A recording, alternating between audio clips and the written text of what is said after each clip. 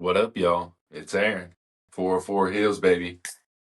We here. We doing Smackdown November 1st. 3 ups, 3 downs. Pre-recorded episode. That's going to be one of my downs, just to let y'all know. But let's get into it. Show kicks off. Nia Jax coming out. Liv Morgan, confrontation, all that. We're like, where's Tiffy? Where's Tiffy? Boom, her music hits. Here she comes. She's coming to the ring. She's got a little attitude with her today, you know? She basically says she is cashing in at Crown Jewel. And then Nana's like, yeah, you're cashing in. Hell yeah. That's dope. And she's like, bitch, I might be cashing in on you too. I can cash in on either one of y'all. So it's going to be interesting to see what that leads to.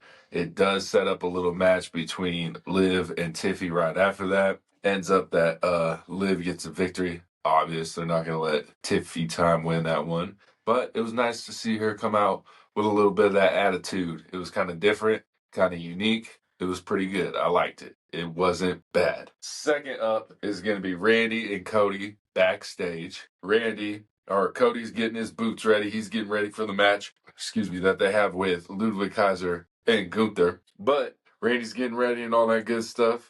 Cody's getting ready. Randy just keeps his eye on that belt. He cannot get that eye off his belt at all. That eye is locked in. Shit is crazy. Cody's like, I don't know what I'm gonna do if there's nothing for me. If you take out KO, there's gonna be nothing left for me to do. And as he says this, Randy is looking at the championship and he's like, I think you'll think of something. Oh man, it was good, man. They're setting it up. They are setting it up. I don't know when it's going to happen. Could happen at Crown Jewel. I don't know. Could happen at Survivor Series. I'm thinking more Survivor Series. Maybe get a championship match at Royal Rumble or something. We'll see. Maybe Raw on Netflix. There's a lot of options we can go with Randy Orton, Cody Rhodes. I look forward to it. Kind of that like legacy rivalry. Cody, the student becomes a teacher, all that. They got so many different avenues to play this with. And then, of course, you already know the third up.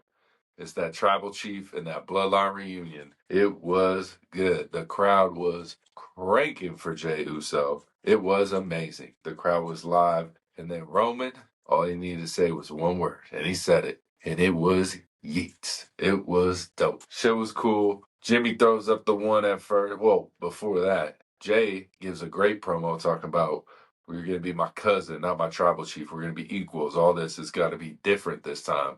So we'll see if it actually does be different. I think Roman will have his slip-ups, of course, but we shall see what happens. Then we get the moment we've all been waiting for. Jimmy throws up the one. Jey throws up the one. And then Roman throws up the one. It was dope. It was a dope moment. We all knew it was coming because it was a pre-record episode, and that's going to be my first down. It's going to be, why would you have this big of a moment on a pre-recorded episode? This is why this is WWE. You had to announce the match before this episode aired because the internet already knew it was coming down. That sucks. I don't get why you can't have like the match okay, so you have last week's Friday SmackDown, that's live. Then you record the Friday right after that, taped. I understand it's easier, but it's the day and age of the internet, guys. We got to figure it out.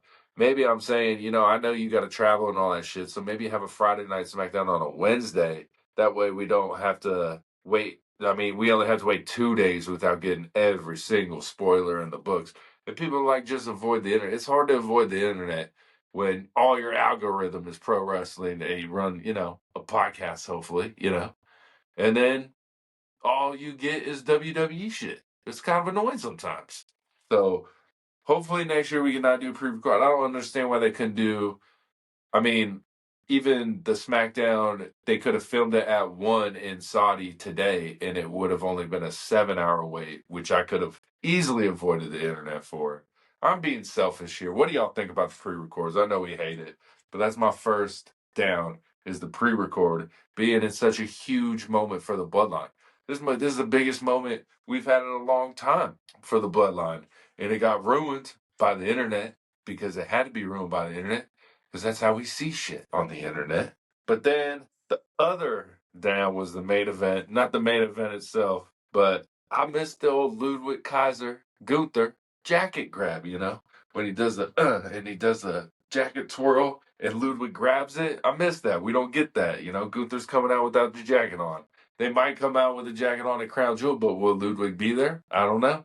It's been a while since we've seen it, people, and I miss it. Then, my last, but not least, third down is the way they did Indy Hartwell this episode because they knew it was pre-recorded, and then they released her today while her episode airs. They show all this shit about her attacking all these people and all this shit. And then they Michael Cole kind of gives a little, you know, she was an NXT tag team. They just make it seem. And then bam, they get rid of her. They cut her. They cut her, Tegan Knox, Baron Corbin. Not the biggest losses, but, you know, some will miss him. I thought Baron, when he was in NXT, was really good. And then they brought him back up to the main roster with Apollo Crews, and they just kind of fizzled out again. I don't know what you expect this man to do. He just needs a better storyline. We'll see. Where do y'all think they're going? Indy, we got Tegan Knox, and we got Baron Corbin, AEW bound, TNA bound. Where are they going, y'all? I think Baron Corbin would fit good with AEW. No, probably TNA. Probably TNA. I would go TNA. And I would say Tegan Knox could probably, and Indy could probably go to AEW and make somewhat of a little splash down there. But like I said, it's not that big of a deal. I don't want to spend too much time on the 3 ups, 3 downs since we all know what happened. If you're a wrestling fan, you looked, you scoured the internet. You knew everything that happened. You knew KO attacked Randy. You knew Gunther choked out Cody at the end. We all know. We excited for Crown Jewel. We got the prediction show 4 Heels. Me and my boy Steph. It's out now. We're gonna do a review, post show, all that shit. Word on the street. Fan questions. Send in your fan questions. We'll answer them. We'll knock them out every Thursday. Let us know, y'all. 4 Heels. Like, comment, subscribe. Peace.